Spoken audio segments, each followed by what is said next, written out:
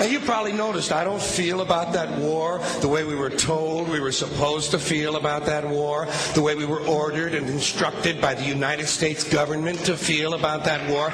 You see, I tell you, my mind doesn't work that way. I got this real moron thing I do. It's called thinking. And I'm not a very good American because I like to form my own opinions. I don't just roll over when I'm told to. Sad to say, most Americans just roll over on command. Not me.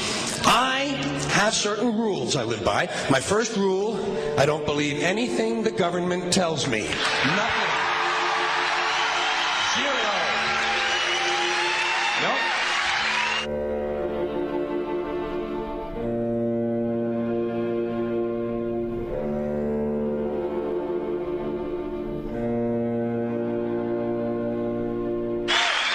And I don't take very seriously the media or the press in this country, who in the case of the Persian Gulf War were nothing more than unpaid employees of the Department of Defense, and who most of the time function as kind of an unofficial public relations agency for the United States government. So I don't listen to them. I don't really believe in my country. And I got to tell you, folks, I don't get all choked up about yellow ribbons and American flags. Now, to balance the scale, I'd like to talk about some things that bring us together. Things that point out our similarities instead of our differences. Because that's all you ever hear about in this country is our differences. That's all the media and the politicians are ever talking about, the things that separate us, things that make us different from one another. That's the way the ruling class operates in any society. They try to divide the rest of the people. They keep the lower and the middle classes fighting with each other so that they, the rich, can run off with all the fucking money. Fairly simple thing, happens to work. You know, anything different, that's what they're going to talk about. Race, religion, ethnic and national background, jobs, income, education, social status, sexuality, anything you can do, keep us fighting with each other so that they can keep going to the bank.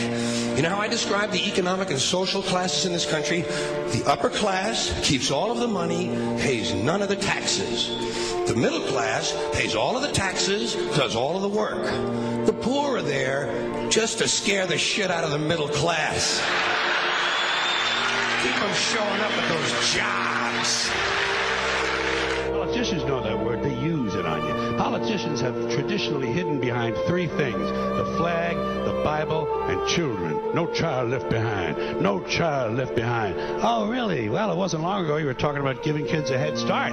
Head start, left behind? Someone's losing fucking ground here. But there's a reason. There's a reason. There's a reason for this. There's a reason education sucks, and it's the same reason that it will never, ever, ever be fixed. It's never going to get any better. Don't look for it. Be happy with what you got. Because the owners of this country don't want that. I'm talking about the real owners now. The big, the wealthy, the real owners, the big wealthy business interests that control things and make all the important decisions. Forget the politicians. They're irrelevant. The politicians are put there to give you the idea that you have freedom of choice. You don't. You have no choice. You have owners. They own you. They own everything. They own all the important land. They own and control the corporations. They've long since bought and paid for the Senate, the Congress, the state houses, the city halls. They got the judges in their back pockets, and they own all the big media news, all the big media companies. So they control just about all of the news and information you get to hear. They got you by the balls. They spend billions of dollars every year lobbying to get what they want. Well, we know what they want. They want more for themselves and less for everybody else. But I'll tell you what they don't want. They don't want a population of citizens capable of critical thinking. They don't want well-informed, well-educated people capable of critical thinking. They're not interested in that. That doesn't help them. That's against their interest. That's right. You know something? They don't want people who are smart enough to sit around the kitchen table and figure out how badly they're getting fucked by a system that threw them overboard 30 fucking years ago. They don't want that. You know what they want? They want obedient workers. Obedient workers. People who are just smart enough to run the machines and do the paperwork, and just dumb enough to passively accept all these increasingly shittier jobs with the lower pay, the longer hours, the reduced benefits, the end of overtime, and the vanishing pension that disappears the minute you go to collect it. And now they're coming for your Social Security money. They want your fucking retirement money. They want it back so they can give it to their criminal friends on Wall Street. And you know something? They'll get it. They'll get it all from you sooner or later because they own this fucking place. It's a big club, and you ain't in it. You and I are not in the big club.